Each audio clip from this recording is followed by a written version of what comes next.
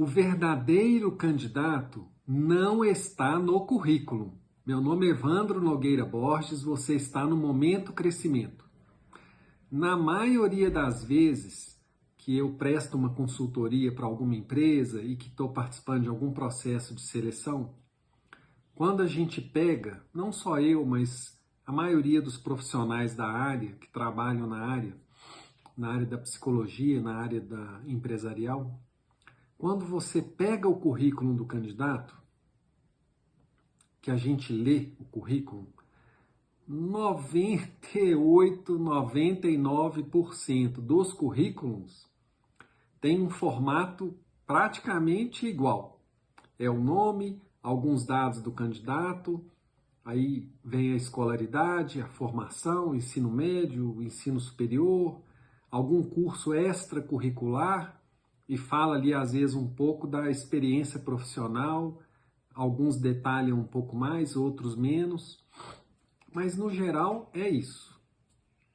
Aí vocês imaginem que às vezes num processo assim, a gente recebe dezenas, centenas de currículos.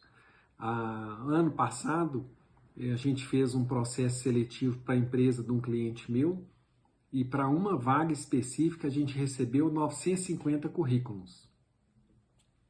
E aí, como que a gente faz uma triagem dos melhores candidatos se o formato do currículo ou a informação que está no currículo é praticamente a mesma?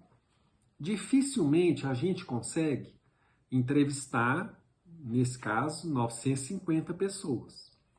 Então, sempre a gente tem que fazer uma triagem. E a gente faz a triagem com as informações que estão ali no currículo. Escolaridade, cursos, experiência. Só que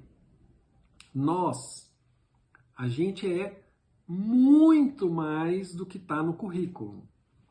Então, sempre que eu vou fazer alguma orientação vocacional, ou sempre que eu vou orientar algum profissional em relação ao planejamento de carreira, eu sugiro fazer um currículo um pouco diferente do que é feito tradicionalmente hoje no mercado. Eu gosto de orientar o candidato para colocar no currículo como se fosse quase que uma redação, falando mais das raízes, da família, da experiência que ele teve ao longo ali dos 18, 20 e poucos, 30, 40 anos, né, da idade que ele está. Como que foi aquela experiência? Né? O que ele gostou mais da vida? Quais são os cursos? Não o curso acadêmico, mas de repente a pessoa fez uma arte marcial, praticou um determinado tipo de esporte que às vezes nem é tão comum. E é esse candidato que tem que ir para o currículo. Então, quando você for fazer o currículo, é óbvio que você vai manter ali as informações que tradicionalmente o mercado pede. Formação, formação acadêmica, alguma experiência que você tenha. Mas o mais importante que tem que estar no currículo é a sua biografia, é a sua história, é o seu eu. Se você é uma pessoa organizada, se você é uma pessoa cooperativa, se você é uma pessoa curiosa, é esse eu que você precisa levar para o currículo.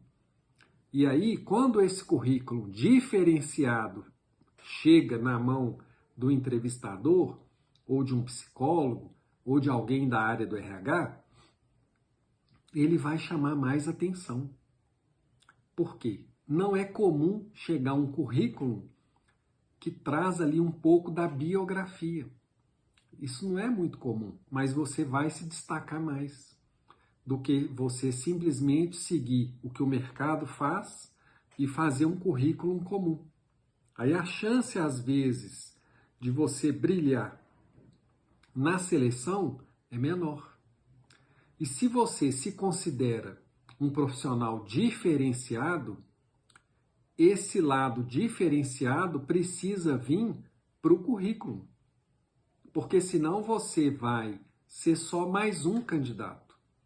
Agora, se você realmente é só mais um candidato, se você não tem diferencial nenhum para ser colocado no currículo, aí você entra ali naquela mesmice e pode ficar patinando aí em busca de uma vaga, às vezes um tempo muito grande. Então, se você estrategicamente tem clareza de que você está construindo uma carreira, você precisa se destacar em relação aos demais candidatos. Porque o processo seletivo, ele vai acontecer de uma maneira ou de outra. Porque não tem tantas vagas boas para a quantidade de candidato que tem no mercado.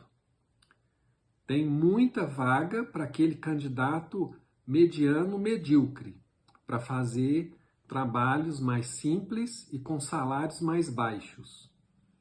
Agora, se o seu objetivo é galgar ali, buscar uma colocação numa empresa interessante, ou numa empresa média para grande, ou buscar até um salário um pouco melhor, você precisa criar uma estratégia de desenvolvimento, de crescimento de carreira, para que você possa se destacar dessa massa de candidatos. E a primeira forma de você se destacar é você elaborar um currículo diferenciado. Aí, com esse currículo diferenciado, você tem mais chances de abrir uma oportunidade para uma entrevista, seja ela online ou presencial. A primeira batida na porta é o currículo. Então, dá uma olhada na internet, verifica o que está sendo feito hoje e procura fazer algo diferente. A própria formatação, a maneira de escrever, trazer um pouco uma escrita mais literária para o seu currículo, que seja agradável, para na hora que a pessoa estiver lendo, ela ter prazer. Olha, que candidato interessante, ela ter, criar essa curiosidade.